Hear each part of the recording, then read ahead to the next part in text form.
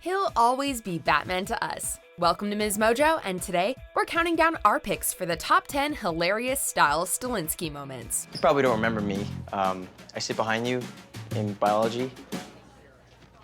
Before we begin, we publish new content every day, so be sure to subscribe to our channel and ring the bell to get notified about our latest videos. For this list, we're looking at the most memorable moments from the hit series Teen Wolf, in which Stiles provided some much-needed comic relief. Some of the entries might contain important plot events, so a spoiler alert is in order. I seriously don't understand how you survive without me sometimes. Let's go! Line it up! Number 10. Lacrosse with Scott. Lacrosse has always played, pun intended, a big part in Teen Wolf. When the coach starts open tryouts, Scott feels that his position on the team might be in jeopardy. The new guy Liam and his abnormal talent certainly don't help the situation. It's inhuman. What is he, like a were-cheetah? Does it even exist? Is it a thing? I think he's just that good. I'm gonna puke. Take me somewhere. Okay, come on. Okay. Stiles, being the friend he is, tries to help Scott during practice, but ends up needing some help himself after running intense laps. Despite being out of breath, Stiles makes snarky comments about Liam, adding to the humor he's already achieving through physical comedy. Maybe she's perfect at everything. I hate this kid. Keeping up with your werewolf friend who has supernatural strength isn't easy, but Stiles tries his best, guaranteeing laughs in the process. Dude, what is going on with you? I don't know. I'm having a really off day. Off day? You were dying out there. I feel actual physical pain watching you.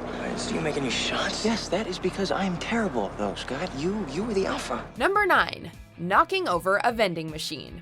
Stiles has many desirable qualities, but stealth isn't one of them. Season 2 begins with Lydia in the hospital following Peter's attack in the previous season, and Stiles remains there to keep an eye on her. Throughout the night, he gets hungry, and given the hospital's limited options, he heads for the vending machine. Seriously? As Stiles' luck would have it, however, his treat gets stuck. In an attempt to move it, Stiles manages to knock down the machine, causing a ruckus.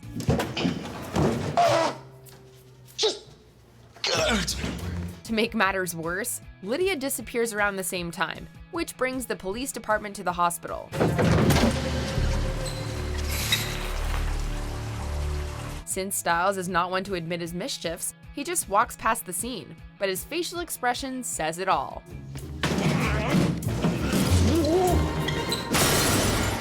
Number 8. Argument with the coach. If there's one character who can compete with Stiles when it comes to humor, it's Coach Finstock. We're gonna make this thing. Nothing is gonna stop us!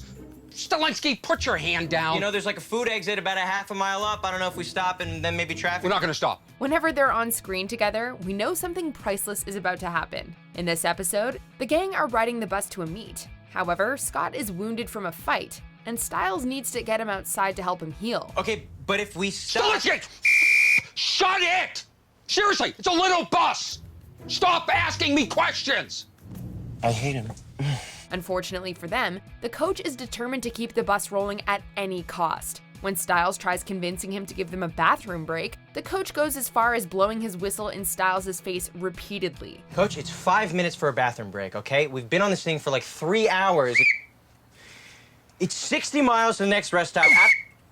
Being cooped up for hours is not good.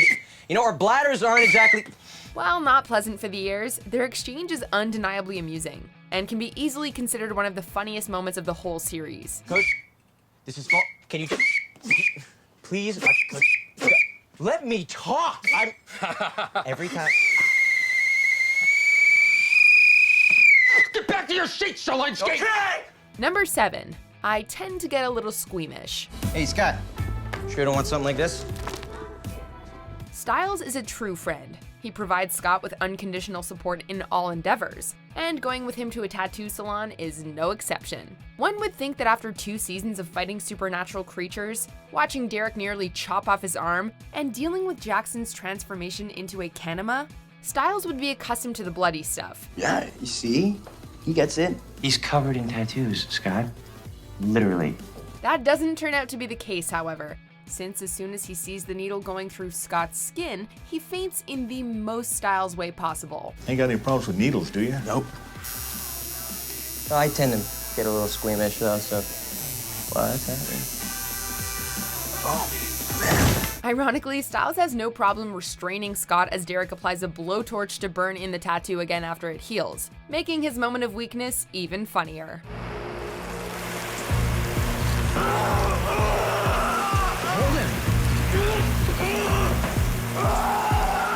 Number 6. Batman and Robin. I think you and Mr. McCall would benefit from a little distance, yes? No. Scott and Stiles are the bromance of the show. Since the very first episode, they've shown incredible chemistry as they go about solving mystery in Beacon Hills, even when they shouldn't. Personally, I think you're handling this pretty freaking amazingly. You know, it's not like there's a lycanthropy for beginners class you can take. In most of season 1, however, the mystery would revolve around Scott's newfound werewolf powers. When Scott is unsure of whether or not he attacked the bus driver the night before, he insists on inspecting the bus to refresh his memory, leaving Stiles on lookout. Wait, no, just me. Someone needs to keep watch. How come I'm always the guy keeping watch? Displeased by the turn of events, Stiles compares him and Scott to Batman and Robin, complaining about his new position as the sidekick. Okay, why is it starting to feel like you're Batman and I'm Robin? I don't want to be Robin all the time. Scott is unamused by this exchange, setting the tone for the dynamic between these two for the rest of the series. Nobody's Batman and Robin any of the time. Not even some of the time? Just stay here. Oh my God. Fine. Number 5. It's Your Dream.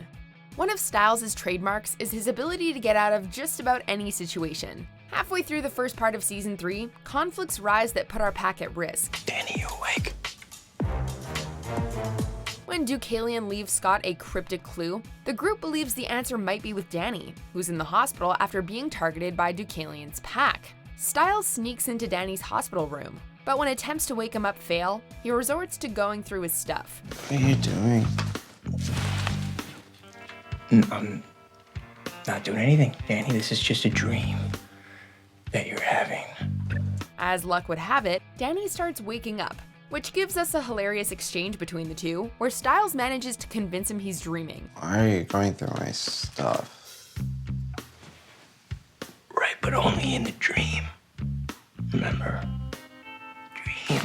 He does it in the most sassy way possible, sprinkling in comedy into an otherwise action-packed episode. Why would I dream about you going through my stuff? I don't know that, Danny, okay? It's your dream. Take responsibility for it. Just shut up and go back to sleep. Number 4. Scott's chains falling out of a locker. I'm serious. It's not like the last full moon. I don't feel the same. Oh, does that include the urge to maim and kill people like me? Yet another entry that involves our favorite lacrosse coach. As season 2 starts, Scott reassures Stiles he's able to handle the next full moon, since he's coming to terms with his werewolf side. You say that now, but then the full moon goes up and out come the fangs and the claws, and there's a lot of howling and screaming and running everywhere, okay? And it's very stressful on me, and so yes, I'm still locking you up. Okay, fine. Stiles, however, still wants to restrain Scott for their own safety, so he begins showing off what kind of restraints he's planning to use. This results in what seems to be the longest chain in the world falling out of Stiles' locker for their whole class to see. Did you get something better than handcuffs this time? Yeah, much better.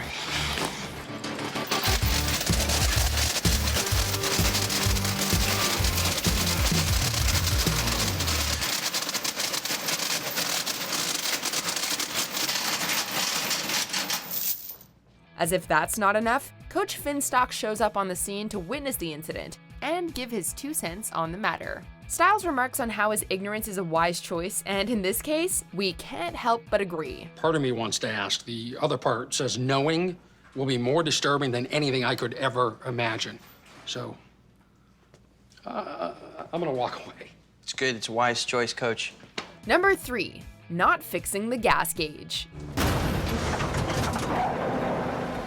The 4th season opens with the gang traveling to Mexico to find Derek. Unsurprisingly, it ends up going south. As if it wasn't enough for them to get locked up and tortured, the group also find themselves trapped in the desert when the car breaks down. I'm shaking it like this because we're in the middle of nowhere with your broken down Jeep and we're being attacked by yet another razor-clawed monster. And I'm terrified. Well, just be slightly less terrified. Unfortunately for them, Stiles is no mechanic and has no clue how to fix his Jeep, which leaves Lydia less than amused. And hold this. What's this? I don't know. I'm hoping it's not important. Oh, God.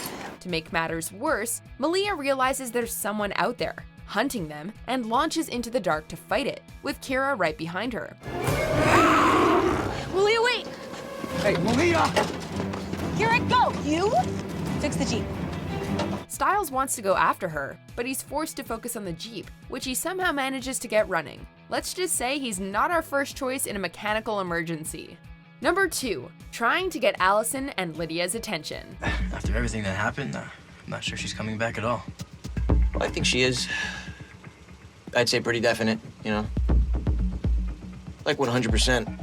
Stiles' crush on Lydia was a running gag for the first 2 seasons, but he seemingly moved on after accepting that she loves Jackson. Scott, having broken up with Allison at the end of season 2, is also on the singles team as the 3rd season opens. Their fresh start is short-lived, however, as the guys happen to run into them at a red light not 10 minutes into the first episode. Oh my God. Oh, Oh my god.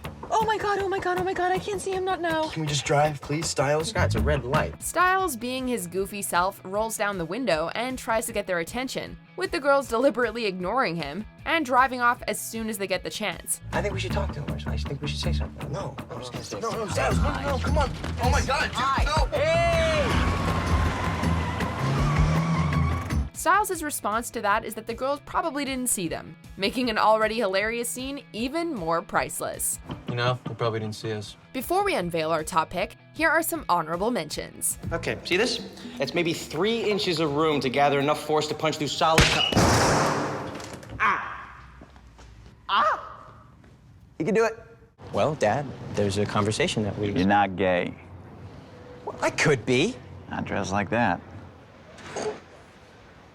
What, Scott, come on. I'm 147 pounds of pale skin and fragile bone, okay? Sarcasm is my only defense. Just help me find it. Don't think about Allison being in the stands. Or that her father's trying to kill you. Or that Derek's trying to kill you. Or the girl he killed. Or that you might kill someone. If a hunter doesn't kill you first... I'm sorry, I'll stop. Yes. Number 1. Someone needs to sex me right now. Okay. Was he like, could he have been a virgin, maybe? Did he look like a virgin? Was he, virginal? What do you do if there's a maniac attacking the virgins of Beacon Hills, and you happen to be one yourself? In Stiles' case, it becomes less about catching up with your more experienced guy friends and more about survival. Missing and presumed dead because he's probably a virgin, Scott. And you know who else is a virgin? Me. I'm a virgin, okay? And you know what that means? That means that my lack of sexual experience is now literally a threat to my life. When he has a chat with Scott in the locker room and is not impressed with his light approach to the situation, Stiles goes on a massive rant about how it's a matter of life and death that someone sexes him right now. I need to have sex, like right now. Someone needs to have sex with me, like today. Like someone needs to sex me right now. All right, I'll do it. Whoa! Danny overhears their exchange and offers to help out, which prompts a genuinely upset reaction from Stiles, when Danny admits he was only joking. What? Come to my place at 9. Plan to stay the night. I like to cuddle. That was so sweet. Are you kidding? Yes. I'm kidding. Easily one of the most memorably funny moments of the show, it has us bursting with laughter every time we rewatch it. Do you agree with our picks? Check out these other great clips from MsMojo, and be sure to subscribe and ring the bell to be notified about our latest videos.